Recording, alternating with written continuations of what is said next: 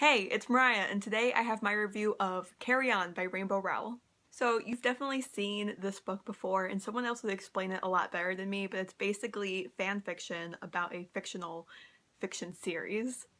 So Rainbow Rowell created the Simon Snow universe to give Kath, her main character from Fangirl, something to fangirl about.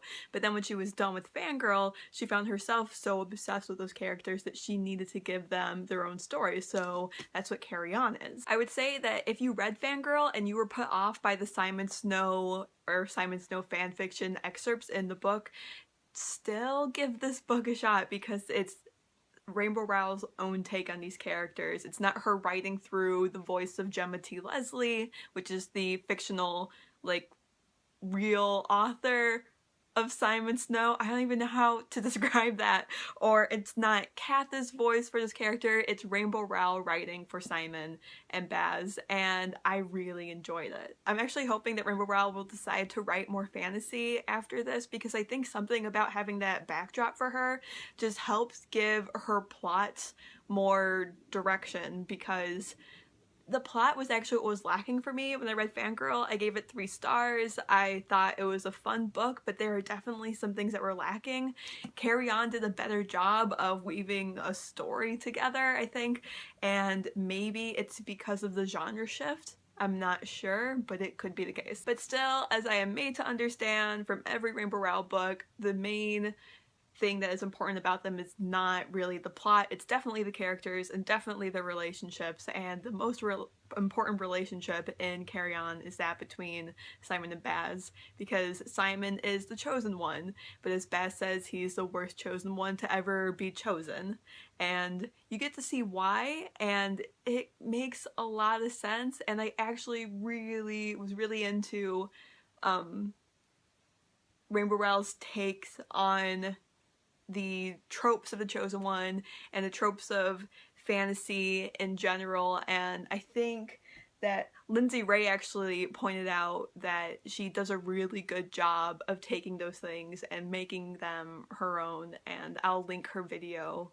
where she talks about it below. You get multiple perspectives in this book, so not only Simon or Baz, but you also get Simon's best friend Penelope, and you get Agatha, who is the golden girl who everybody kind of thought he should end up with, but Agatha's not too sure about all of these ideas about her predestined life, and even though she does get on my nerves in some places, I actually ended up really appreciating her as a character by the end of the book. You also get the point of view of the mage, who is Simon's kind of mentor, and he's the head of the magical boarding school that they attend called Watford. All the perspectives were fleshed out pretty well.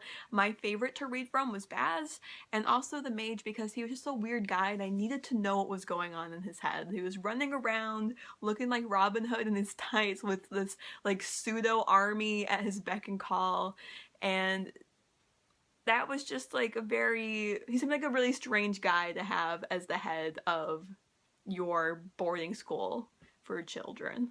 Also, in a kind of overarching look at the book, I think one of my favorite things about it was the magic system, just because it was built around the power of words, and so cliches became something that, instead of being something annoying that you hear over and over again, there's something with power and there's weight to them, and please is one of the strongest spells that you can use because it's such a widely used and powerful word. I really wish that there was more stuff for the storytellers, an ongoing series, just because of the magic system alone, and I'm very fascinated by that, and there are actually a few spells that were my favorites, but some of them are kind of spoilery, so I'm not gonna say. Speaking of spoilers, this ends the spoiler-free section of the video, so if you need to read this book and you haven't yet and you don't want to be spoiled, this is the time to get out. All you need to know from me is that I gave it 4 stars. If you like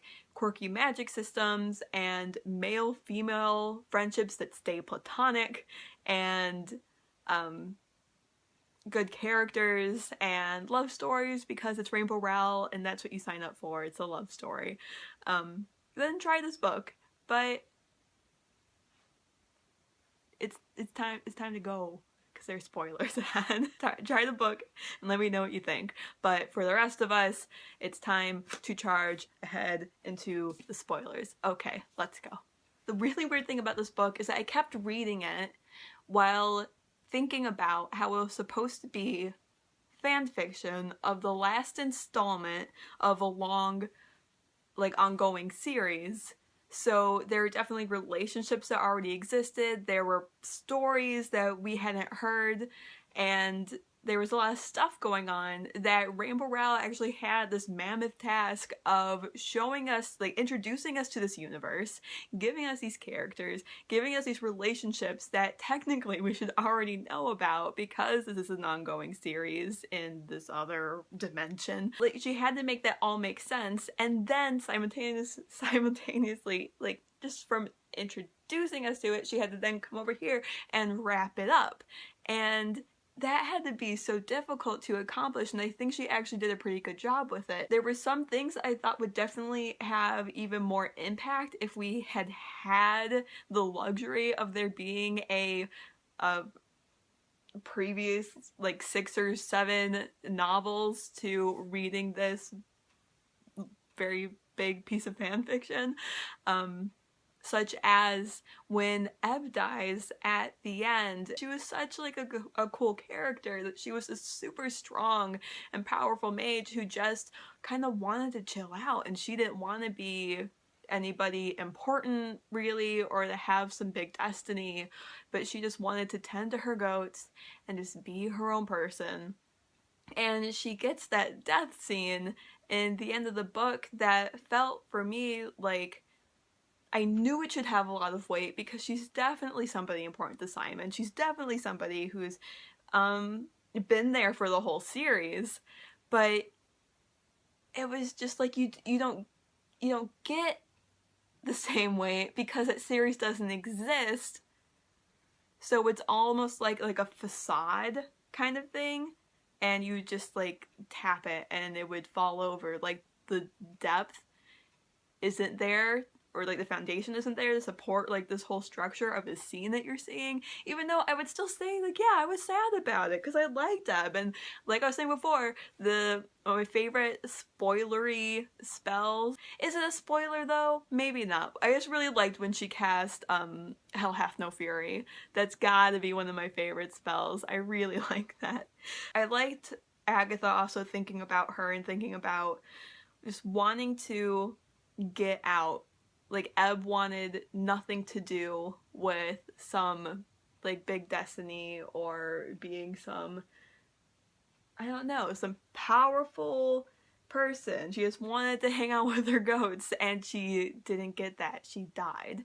And so Agatha did what she felt she had to do, and she got out. And that was probably what I appreciated about Agatha the most, even though, like, there were definitely several points in the story along the way at which she just annoyed me. And her disinviting Simon to Christmas, even though you needed that to happen, so Simon would go talk to Eb and go learn what he needed to learn, but Agatha didn't know that. And now I'm talking like the real people, and that's when you know that you're invested in the story. Also, was it just me, or did it seem like there was very little discussed about the mage after his death, other than, like, alright, so the war never happened, and the coven said that Penelope's mom should be in charge of Watford, and they were just gonna kind of figure it out from there. But there was very little else discussed about it, and it seemed for such a important character and for someone whose relationship to Simon was so important that there would be more of a discussion that would happen after the fact, but it just, to my recollection, didn't occur, and I think I was expecting something more than we got. That's not to say I was unsatisfied with the way that the book wrapped up, because it is a story about Simon and Baz, and and Rainbow Rowell definitely gives us that kind of resolution for them. I've only read Fangirl and Carry On, but I think it would be a trend for me if I read any other Rainbow Rowell books to be a little bit unhappy with the tying up at the end, because I don't think she does that as an author. Am I wrong? Because I'm pretty sure it's the case. Also, Simon having the wings and the tail at the end, I still don't think I really understand what that was all about. Was it about like him still having some physical holdover about what happened that night? Was it about him somehow still like retaining some semblance of the magic? I'm still confused about that, about why he would still be... I'm thinking too much about it, aren't I? I'm thinking too much about it. I really like the mage as a character, just as like a really kind of messed up guy. Like he was a radical with some great ideas, but also a really kind of twisted mentality about the way that he was so focused on the prophecy of the greatest mage, and that he was so bent on finding this greatest mage that he decided that he should just like go and make it happen.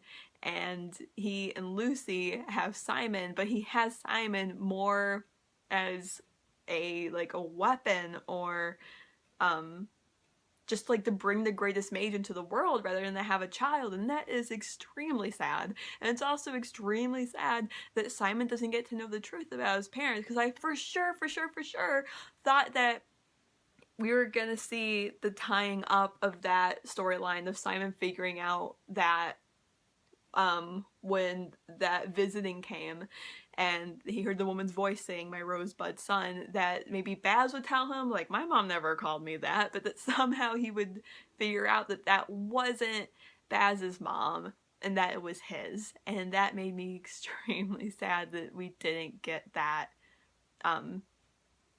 like piece at the end, and that's probably the thing that upset me the most, that that bit of resolution wasn't there. Also, is it just me, or did Baz never tell Simon that the mage was the one who set the vampires on Watford and got his mother killed? Did he never tell him that? Because it seems pretty important for him to not say, but I guess it would make sense for him not to say it because Simon was already so upset about basically killing the mage. But I don't know. I don't know how I feel about that.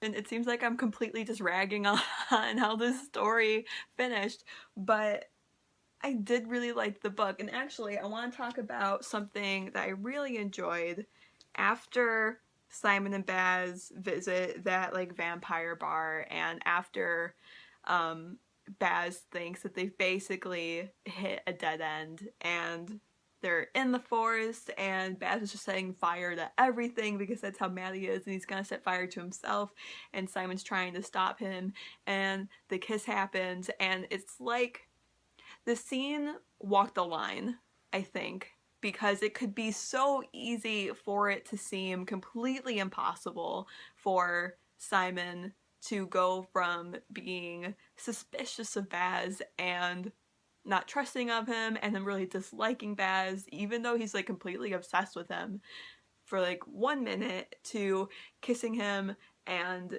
feeling like head over heels for him in the next. But we get this transition. It's on page 343 from Simon's perspective, and it says, Baz's mouth is colder than Agatha's because he's a boy, I think, and then no, because he's a monster. He's not a monster, he's just a villain. He's not a villain, he's just a boy. I'm kissing a boy. I'm kissing Baz. He's so cold and the world is so hot. That, for me, was enough of an explanation to make me believe the transition from them as enemies and into something else. And I think Rainbow Rowell does a good job of carrying it through, with Baz still being a bit hesitant because it's likely something that he's wanted for a very long time. So he keeps giving Simon a bit of pushback and like, no, we're still enemies, this doesn't change anything, because it's something he's unsure of. But Simon's own thinking of this transition from he's a monster, no, he's a villain, no, he's a boy, is, for me, a really clear explanation of his thought process and of his feelings towards Baz, and him trying to like sort out how he feels about this other guy. And I really appreciated that moment for what it was. I'm pretty sure that's everything that I wanted to talk about. It was very disorganized, but hopefully I put it together in a way that makes sense. And if you want to talk about the book, please comment, because I actually really want to discuss it. And if you have something spoilery to say, just put a warning on so that other people don't get spoiled. And other than that, thank you so much for watching. I'll see you later. Bye.